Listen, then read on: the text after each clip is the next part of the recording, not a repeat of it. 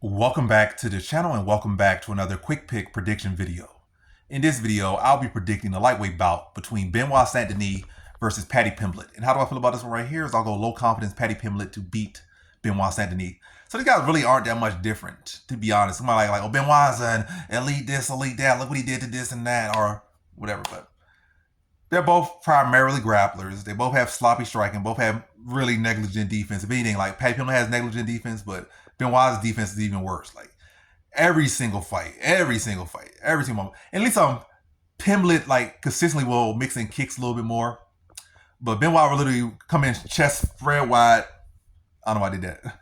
Showing you the full area, but come in chest spread full wide, chin in the air, time and time again, squares of mud coming at you. So he's always up for the hook. And Pimblett low-key got a good hook. I think Benoit got a good hook too. So hey, maybe it might be a double knockout. Maybe that'd be great for the sport.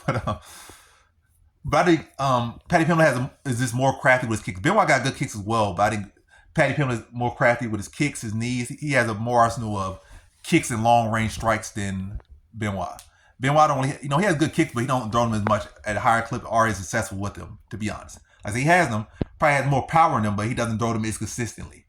And I do think he's the bigger, stronger grappler. So who's especially early who could get the takedown and have the top position? Probably Benoit. But Paddy Pimblett, even though he has had fights where he had like fairly early career where he has lost fights, been put on his back, he never really looked too out of sorts. Like he'll throw up some off his back, he'll be active with his back. And yeah, I think he'll have the cleanest strike. Also, coming off the fight with Justin Gaethje, in my opinion, people hate on that fight. Oh, he got dogged, he got this, but he really was a fight. He was winning like 75% of the fight against Justin Gaethje. Literally wins 75% of the fight. The thing was, when Gaethje landed, it just had a big effect on him. But he was landing at like target practice on Gaethje most fight. He was slapping around, punching around, hitting with stepping knees to the body, flying knees to the head, leg kicks. It was a target practice. He was whooping Justin Gaethje. It was like Justin Gaethje took shots better. That's all. When he got hit, like he's getting moved around the ring when he got hit. That's the thing, because he don't got no defense. But offensively, he was just teeing off on Justin Gaethje. It was like a basketball game. It was like 80 to 60. But it's not a basketball game, it's a fight. So you be up on points and 10 a guy off on guy, and that one shot's like 30 points. That's the difference. But Benoit is not nowhere near the striker that Justin Gaethje. Don't have the power and technique that Justin Gaethje has. And yeah, I can see Benoit coming on heavy with the grappling early and seeing Pimblett trying to jump on submissions, trying to scramble, and it's a good scrambly fight. Pimblett landing better strikes, more consistent throughout the fight and more diverse, mixing the kicks, mixing the stepping knees to the body, flying knees to the body, having to work off bottom. And then later on in the fight, maybe hitting some sweeps, making some takedowns of his own. But a good back and forth fight. Two guys that are very similar, but I think that experience versus Justin Gaethje will have lit a fire in Paddy Pimblett, especially seeing Topuria lose to Gaethje, and just seeing all that stuff right here, and it's still been right there in the mix. And a guy that I definitely end up thinking a rematch. He could not even low, I think high key in a rematch. He could beat Gaethje if that does happen. Which Gaethje probably gonna retire before that happens, or this gonna happen before then, or he probably gonna lose someone else before he gets to that matchup, or whatever the case may be. But for this matchup, I think he has all the tools he needs to win this fight. I think it's gonna be a good competitive fight. I think these guys mirror each other very well.